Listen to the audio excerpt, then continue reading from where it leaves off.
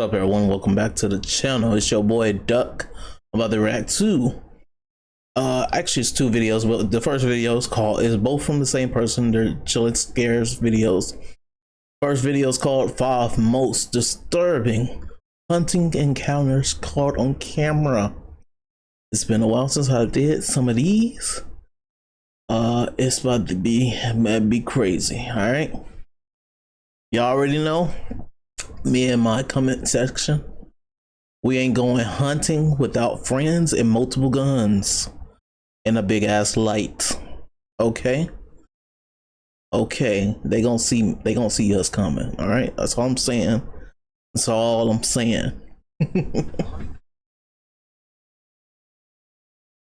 All right, bro, this is 2 videos in a row. What's going on? Why are you going to 144p when I press the play button? I feel like I'm losing my mind. Is everybody in the world blind? Please, Lord, give me a sign, a sign. I feel like I'm losing my mind. Is everybody in the world blind? Please, Lord, give me a sign, a sign. I gotta wipe my computer.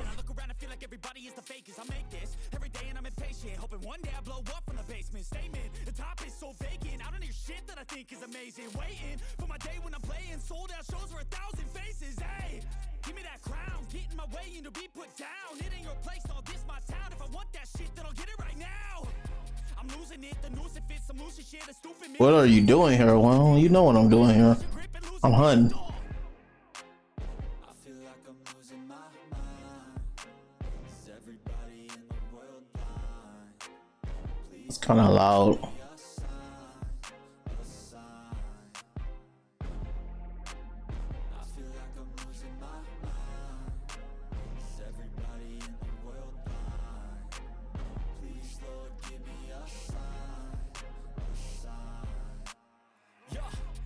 No mercy in this world, just hunger thirsty persons in different versions. Each new update, that shit worsens. Why? Pull back the curtain and you'll see the different vermin. We all have different burdens that all seem to cause disturbance. Yo, so do me a favor, don't treat me like a neighbor. Don't need the different flavors of your problems just to savor. I've got my own. It's coming from the same direction.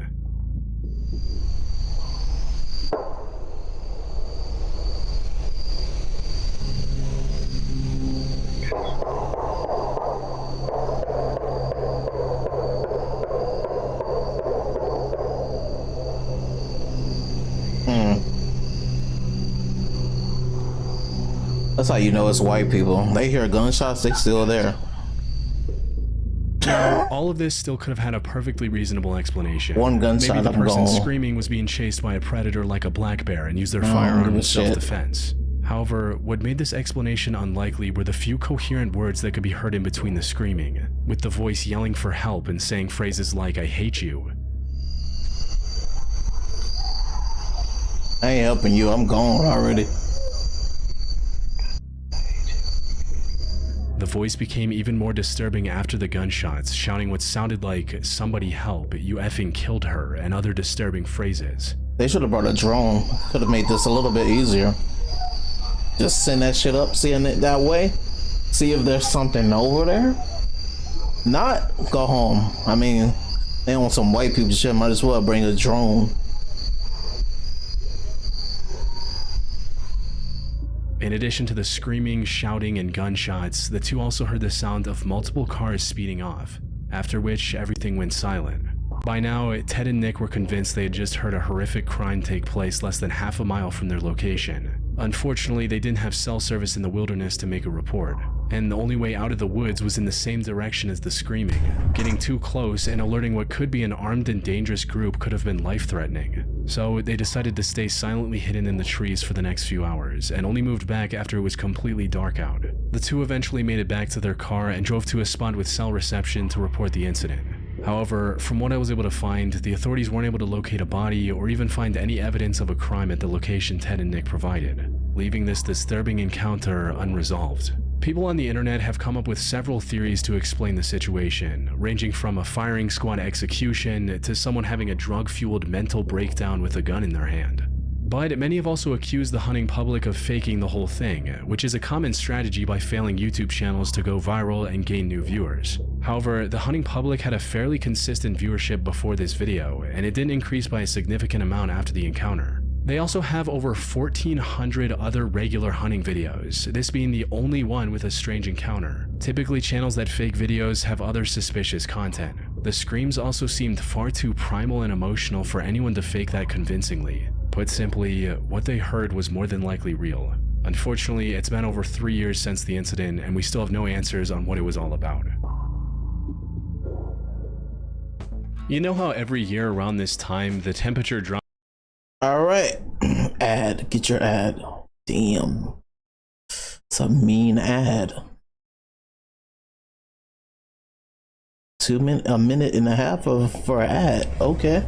In November 2022, a bow hunter from Michigan named Brendan Fitzpatrick was camping alone inside his hunting blind, waiting for a deer to pop into view, when suddenly he was startled by a voice he didn't recognize. Brendan looked outside to see who it was and came face to face with an angry-looking man pointing an AR directly at him. Brendan tried to explain the situation, but the man wasn't willing to hear any of it and kept becoming more and more hostile. I'm out there right now. You point, I point, man. I ain't no fucking way. I'll show you kind of why we're here. We pay good money to hunt this property. We've been hunting it for years. No, you ain't been moving for years. I've been here 8 years. Do you live on this property right here? Sir, you're not listening to me. I'm not. I just want to talk to you. I'm sorry. He then told Brendan to put his phone down and said what can only be interpreted as a threat. Fuck no, I ain't putting my phone down. Nah, bro, hell nah. I'm putting it right at your I'm scared. scared of now. Okay, well, it's gonna be more scary. Hell no. Are you attacking me? No, sir. No, sir. No, sir. I'm hunting. I'm hunting with. Drop your phone. Oh my I ain't God. dropping shit. Motherfucker, I ain't dropping a damn I'm thing. bow hunting. I don't have any guns on me. I know that. Him saying, "Are you attacking me?" while Brendan was doing everything in his power to cooperate and stay calm came off as him looking for an excuse to open fire and claim self-defense later. He also kept ordering Brendan to get out of the area while repeatedly threatening him with his gun and his aggressive-sounding dog.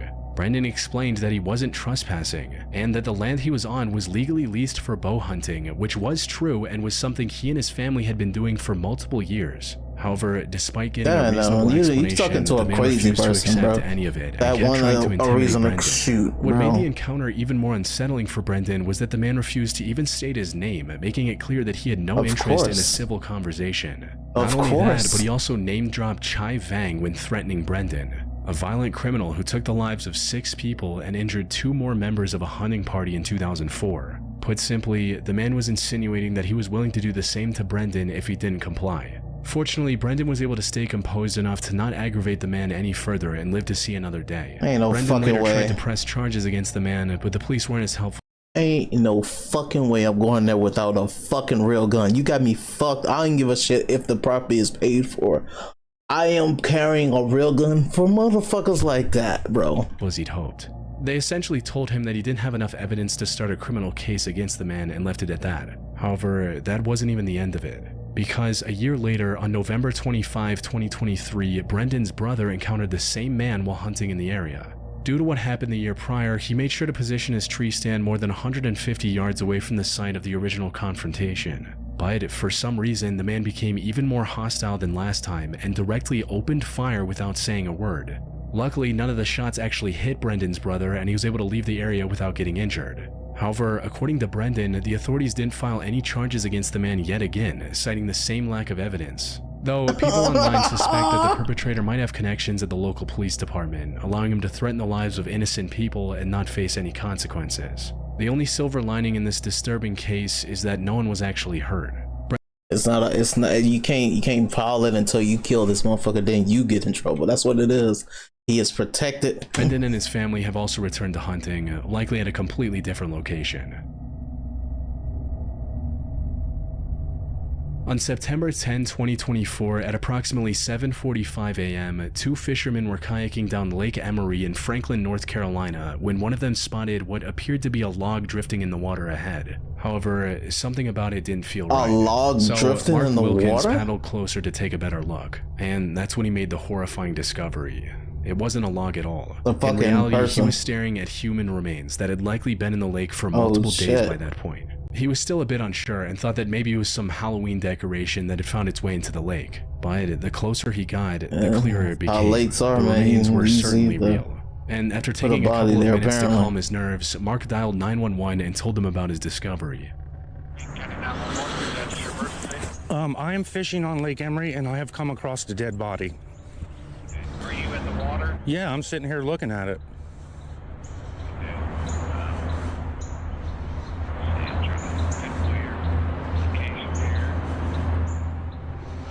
I mean, it could, I mean, it looks like a dead body. I mean, there's a hand sticking up. There's a rotted face. I don't know if it's some kind of stupid Halloween spooky thing, but I'm not touching it. So, Now, discovering human remains like this is disturbing enough on its own.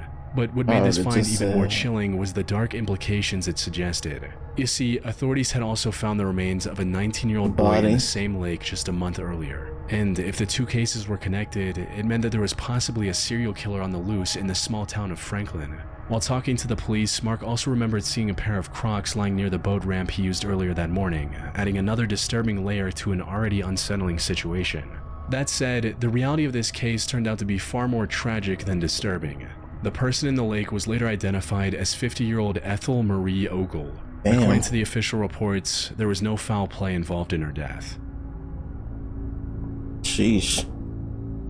At first glance, duck hunting seems like one of the safest hunting styles out there, Hell especially no, since man. it You doesn't cutting require my hunters to people? spend any time deep in the wilderness, where running into angry predators like bears or bobcats is a constant concern. However, duck hunting, just like most other outdoor activities, comes with its own set of risks. Something Ethan from the Lucas Reinsch YouTube channel became well aware of in November 2020. He was out hunting ducks with a shotgun early in the morning while the sun was barely up.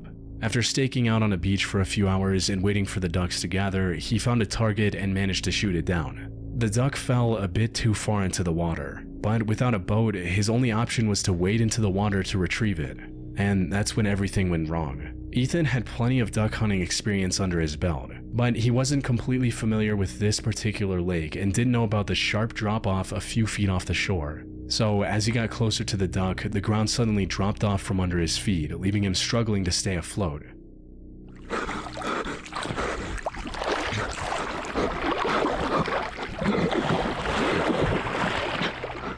Hey, He Ethan also knew died how or to what? swim, but that wasn't as big of a help as he'd hoped it to be. The biggest issue at hand were his waders. They became filled with water, sinking him deeper while also making it near impossible to move in the water. Under normal circumstances, staying afloat is relatively easy for anyone who knows what they're doing. However, Alright, water-filled but- waders make this otherwise simple task infinitely more difficult, as drowning becomes a stronger possibility with each passing second. To make matters worse, the water Ethan was in was also extremely cold. Even if he could stay afloat with heavy waders, he still risked contracting hypothermia and passing out before drowning. The cold water was also tensing up his muscles and making it difficult to keep moving. And to top it all off, he was also completely alone on this trip. Having someone with you on any nature expedition increases the chances of survival exponentially. Even if a partner isn't able to help directly, they can at the very least call for help. Ethan, however, Hey, go didn't ahead, have go that solo, option. bitch. All he could do was keep his calm and keep swimming toward the shore with all his energy. Fortunately, He went this solo. worked. After a brief but intense struggle, he was able to find the underwater ledge and make it out relatively unharmed. And while his determination and level-headed approach certainly helped, his surviving the incident was nothing short of incredibly lucky.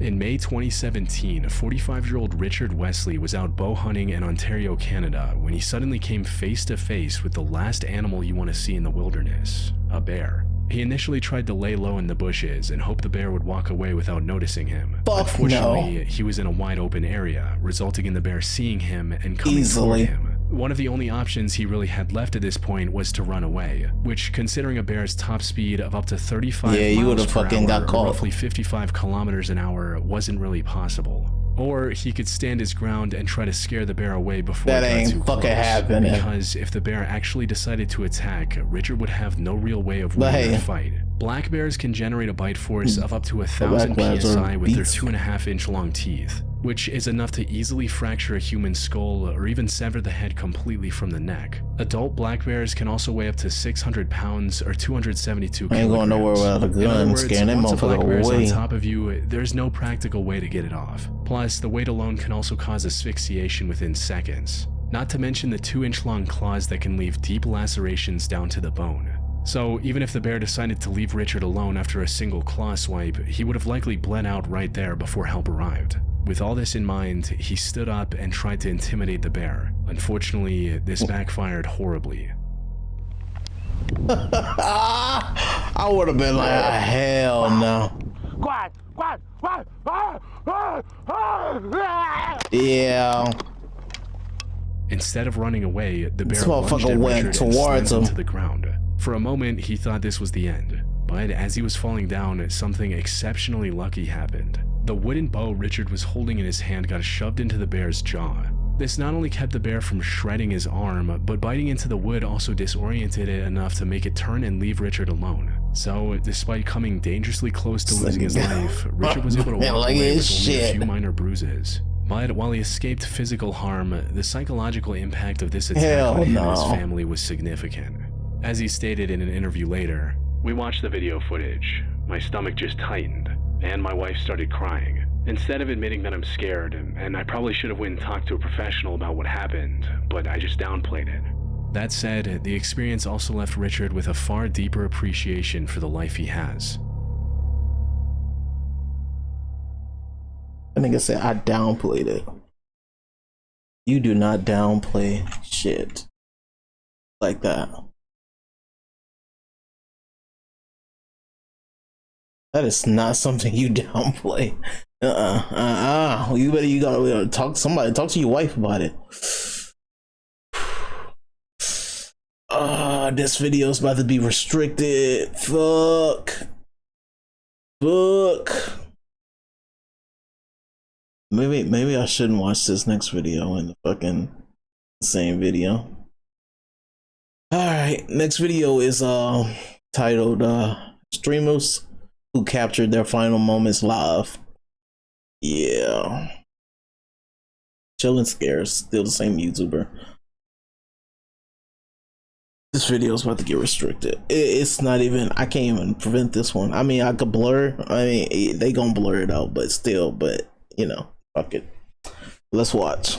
Jean Parmenov, real name Raphael Gravin, was once the largest French streamer on Kick, as well as the 4th most watched creator on the platform as a whole. Viewers watched for his rage-filled reactions to losing in different games. And while he started off playing video games, he eventually transitioned into doing more IRL streams, many of which included him hanging out with other French streamers. He was on track to becoming even more famous. And with that goal in mind, Jean and his partners announced their biggest project to date in August 2025, a marathon stream. Put simply, they were going to stream every second of their lives for at least 10 days. And things went just as planned at first, with the marathon lasting over 12 days. But just when it seemed like the continuous stream would never end, a single tragedy brought everything to a halt. Just past midnight on August 18th, Jean went to sleep while still on camera. Not long after that, the stream showed him tossing and turning before calming back down.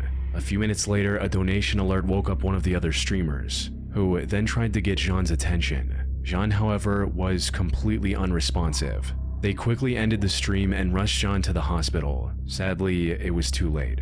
46-year-old Jean Parmenov had already passed away in his sleep and was officially pronounced dead at around 4 a.m. This was devastating news for the tens of thousands of fans who love tuning into his streams every single day. But as the headlines spread across the internet, more people began looking into the events leading up to the incident. And the disturbing things they discovered made everyone look at it from a different angle. Not as an inevitable tragedy, but a preventable homicide. And it all pointed back to the main 2 individuals Jean was streaming with, Owen and Safine. You see, Jean didn't have the best life before becoming a streamer. He was a military veteran, but due to his deteriorating health, he had trouble finding regular work. This forced him to live with his mother with no outside connections. He began streaming in March 2020 as a way to combat his loneliness and make new friends. However, the clips of his over-the-top yet entertaining reactions to losing went viral on platforms like TikTok, allowing him to amass a sizable audience over time. This was a win-win situation for Jean, as he was earning good money while also collaborating with other French creators. And that's where Owen and Safine entered the picture. They not only began streaming with Jean, but also formed an entire content strategy around making him angry and recording his reactions. Now, it can be argued that, at least by this point, Jean was in on the scheme. He knew the audience wanted to see him burst out in entertaining ways and leaned more into that character. However, things took a darker turn once he moved in with the two to make IRL content. Over here. As people were going through his old streams and videos after his death, they discovered hundreds, if not thousands of instances of Owen and Safine getting physical with Jean. And it wasn't something lighthearted and fun. Now, I can't show the vast majority of these instances or describe what happened in them on YouTube due to just how graphic and abusive they are. All I can say is that Owen and Safine's harassment included everything from rather harmless stunts like breaking an egg on his head to acts that could be potentially life-threatening. This type of behavior was a consistent part of their streams where they essentially treated Jean as a living punching bag, and the marathon stream was also more of the same, with everything tuned to the max to increase shock value and by extension their viewership. So, when Jean tragically passed away on stream, many on the internet pointed fingers at the two behind it all, Owen and Safine. People argued that his already frail structure was made significantly worse by the constant stress he was under from the two. Worst of all, they seemed like they were well aware of this, as just days before his end, they made Jean declare on stream that if anything were to happen to him, it wasn't their fault. Ouais, alors que non, à moins qu'ils disent face caméra là maintenant que si demain il meurt en plein live, c'est dû à son état de santé de merde, pas. Je dis face caméra que si demain Why would you say that? Sur scène, c'est dû. Mais oui, comme Dalida a dit. S'il m'arrive quelque chose en live, que ça vient pas Clipper. ça vient pas d'eux. The online backlash also sparked an investigation into Jean's death. According to Owen's lawyer, everything they did to Jean on stream was consensual and nothing more than an act for the sake of entertainment. Nah, they can't get in trouble for this, but that's... If you see them on the street and you was a fan of that man, the streamer, I don't know who he is, to be honest. I still don't know who he is. I just know apparently he was a streamer. But if you was a fan of that man, it might be good for them two motherfuckers on there, bro. Not all your friends are your friends, bro. You gotta test your relationship, bro. If they still treating you like that, bro, on and off the camera, and you ain't doing nothing about it, bro, I mean, it's still your fault too. I mean, you staying in that bitch. So, yeah. Stating, there were things that were scripted, there was improvisation, there were shots that were simulated. What you see on the screen is not the reality of what was being experienced. The autopsy report also concluded that the cause of Jean's death was his own poor health, and that there was no foul play. Yeah, it makes sense. But in the eyes of the thousands following this case, his health only deteriorated to this point because of how the other two treated him over the past 3 years. Oh shit. That said, the investigation is still ongoing, and for now, it's unclear how it still will going end. on. Of course, they stressing him the fuck out. They was making it quicker. They just make it. That's why you treat your friends with respect. You play with them, but you don't play to the point of where they're gonna get fucking stressed and raging out. Hell no. Valeria Marquez was a 23-year-old Mexican model, businesswoman, and digital creator from Jalisco, Mexico. She showed interest in the world of beauty and fashion from an early age, and following her dream, managed to receive the title of Miss Rostro in 2021. Nice. The fame from this title allowed her to open her own salon named The Blossom The Beauty Lounge in Jalisco, as well as kickstart her online career on platforms like TikTok and Instagram. In addition to posting her latest modeling photos, she also streamed on these platforms almost every day from her salon to share beauty and fashion with her viewers. Things were looking good for Valeria. She amassed over 320,000 followers across both platforms, with her eyes set on even bigger goals. However, before Valeria could realize these dreams, her life Oh, was this cut is that short in an one- incident she had no way of anticipating. Oh, so she died. She actually died. May 13, Okay. 2025, she went live on TikTok as usual. We saw this one. Right, just as she was about to start talking about new fashion and beauty tips, she was interrupted by a delivery. Someone had apparently sent her a stuffed animal as a gift. She returned in front of the camera to show it off, but was interrupted once again by the delivery driver asking her to confirm her name. She then muted the stream to talk to the delivery driver, but as soon as she did, the guy pulled out a firearm and fired multiple shots at Valeria. By the time medics arrived, Valeria had already passed away. The killer had also fled the scene without a trace. The only clue police had to identify him was a single second of their voice that was broadcast live through Valeria's stream. Hola. Sí. Unfortunately, Why that hasn't been muted, very though? useful. The police still haven't identified the That makes perpetrator sense. Why at would the you time of mute your writing. stream? That said, people on the internet have come up with a number of theories trying to crack this case. The most prominent suspect in these theories is a man named Ruiz Velasco, who is a high-ranking member of the Jalisco New Generation Cartel. He was apparently in a romantic relationship with Valeria when the incident occurred, which could explain a potential motive. Some people also noted that soon after the shooting, a girl who worked at the salon picked up Valeria's phone to end the stream. This was highly unusual Whoa. behavior for someone who had just witnessed her boss and possibly a friend become the victim of a violent attack, where instead What of the calling an fuck? ambulance or police right away, her first instinct was to turn off the live stream.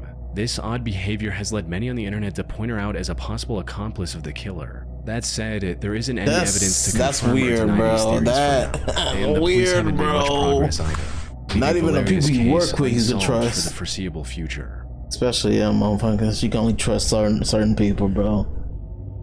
That's Brian crazy. Vinyalt, also known as Pashi Brid, was a decently popular World of Tanks streamer with over 7,000 subscribers. He started streaming back in 2012 and slowly built a loyal following for himself. The thing his viewers loved most about Brian was his consistency. He streamed multiple times each week without taking any breaks, with many of these streams reaching double-digit hours. In addition to being a dependable streamer, Brian was also extremely charitable at heart. He raised over $11,000 in charity over the years for veterans and notable organizations like the Nice. Make-A-Wish Foundation. Dog. On the night of February 19, 2017, Holy he was doing shit. another one of his charity streams One day for the before my Make-A-Wish birthday. That's Foundation. crazy. Now, usually when streamers do charity streams, they set certain incentives, like shaving or dyeing their hair at certain milestones. Brian, however, took a different approach and promised a continuous 24-hour stream to his audience instead. The plan worked as expected, allowing him to gather over $2,400 from his audience by the 20-hour mark. He also pledged to donate $500 of his own money in addition to all the donations. However, just as the long stream was about to end, something happened that no one could have anticipated. At around the 22-hour mark, Brian stepped away from the camera for a short smoke break, but he never came back. His audience, however, wasn't worried one bit. You see, Brian had already done multiple nearly 20-hour streams that week and was running on fumes during the charity stream. He was constantly dozing off and jolting awake as the 24-hour mark got closer. He was also just 35 years old and had no major medical issues. So, when he left the stream and never returned, most assumed that he'd likely just fallen asleep. Sadly, that couldn't have been further from the truth. The reality of what happened to Brian came out a day later when one of his moderators saw that he was active on Discord. They sent him a message asking about the end of the charity stream and if he was okay, but the person who replied from his account wasn't Brian. As it turned out, seconds after getting off camera, Brian collapsed and never woke up again. He was rushed to the hospital, but sadly did not survive. The person who responded to the moderator was a detective, combing through Brian's messages in hopes of finding a clue about his otherwise mysterious death, though the reason was fairly obvious to some of his fans. Put simply, Brian's death was likely the result of days of exhaustion and lack of sleep. Usually, someone this tired would fall asleep automatically, waking only after their body had gotten the rest it needed. But in rare cases, like for Brian, the fatigue could prove fatal and strike seemingly out of nowhere. The only silver lining in Brian's tragic end was that his fans banded together and raised over 19,000 Canadian dollars for his wife and 3 young children. And while no amount of money can replace the presence of a father, this sum likely helped his family during their greatest time of need. Damn. Respect to On those August 31st, 2020, those streamers that be doing it for like 10 plus hours or a marathon fucking stream. That's tough. Ronald McNutt, better known as Ronnie, went live on Facebook. He streamed on the platform quite often and even had a small but dedicated fan base. These streams usually covered topics like comics, movies, and other pop culture stuff, as Ronnie had been a big fan of superhero media since childhood. And this stream looked no different at first glance. What none of the viewers tuning into this particular stream knew, however, was that they were about to become witnesses to a horrific tragedy. And while the incident itself seemingly came out of nowhere, the path leading up to it did not. Ronnie was born on May 23, 1987 in New Albany, Mississippi, and had a fairly ordinary childhood. Growing up, he had a normal school and social life, and like many other teenagers of that era, developed an interest in comic books as well. However, things changed when he decided to join the army in the mid-2000s. And after finishing his training, went on to serve the US in the Iraq War in 2007 and 2008. The war unfortunately took its toll on Ronnie. He developed severe post-traumatic stress disorder, or PTSD, from the atrocities he witnessed during deployment, and became a fundamentally different person. As his close friend Josh Steen later described, "He didn't seem to be the same guy that left for Iraq once he exited the service. I spent many a late night in our studio via text message and in person talking with him about life and his struggles."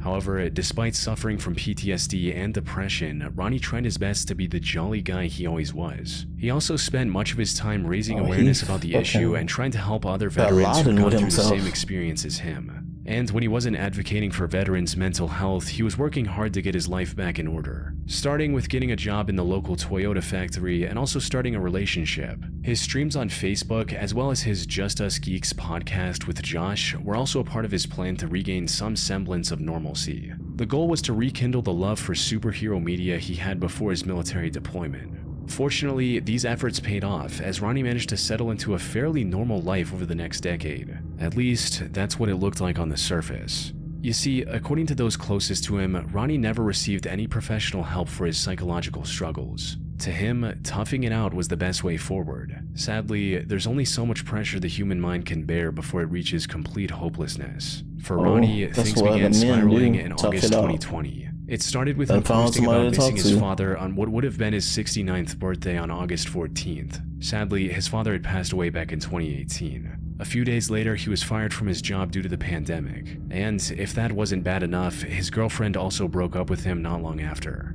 Ronnie might have been able to endure each of these incidents on its own, but facing them all at once proved too much to bear, resulting in him making the tragic, irreversible decision to end it all.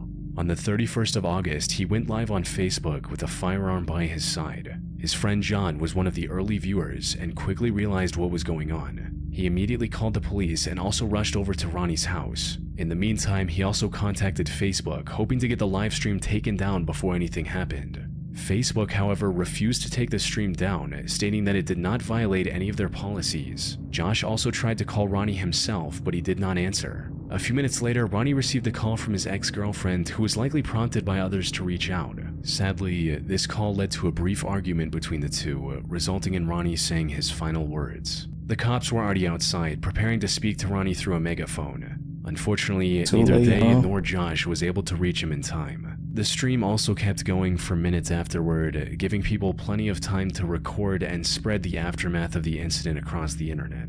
Platforms like Facebook and TikTok came under fire for not controlling the spread of the footage in time. Though, as more people became aware of Ronnie, looked him up online, and reached his Facebook profile, they were greeted with his somber final words in a final post reading, "Someone in your life needs to hear that they matter, that they are loved, that they have a future. Be the one to tell them." Yeah, I tell all my friends that. It's never a problem for me.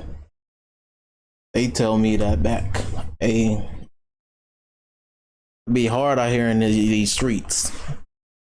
I ain't talking about the streets. I'm talking about the regular streets. It'd be hard out here. We got you. We got your back, bro. Just call out, reach out. That's it. Call out, reach out, man. Gotta reach out. Man. RP to everybody that died in this video. Sorry, some died the way they died, but yeah. Hey, everybody needs somebody to talk to. Gotta it's hard to find these friends that you need sometimes, but they're out there, man. They're out there. Ooh, all right, man. Sorry, this video is gonna get restricted just for that last story. That last story is gonna restrict this video because of how it was. Even though they didn't say the word, but they described enough. They described enough of it. So, all right, well, cool. Damn, not cool video, but cool for just knowing that this video is gonna be restricted. 18 plus. That's what it's gonna be. 18 and over restriction. Okay, cool. All right. That's messed up though. Messing up even your friends, treating your friends. You can't be bullying your friends like that. You bully them, but like it gotta be a positive bully. It can't be just I'm gonna bully him because we've been doing this our whole life. It's getting us views. It's making us money. I'm gonna keep going for this money. I need this money. I need more money. I need more clout. That's some bullshit, bro. That's some fucking bullshit. We're supposed to be helping each other. Y'all over here putting niggas down. Well, I'm out. I'm done with this video. Peace.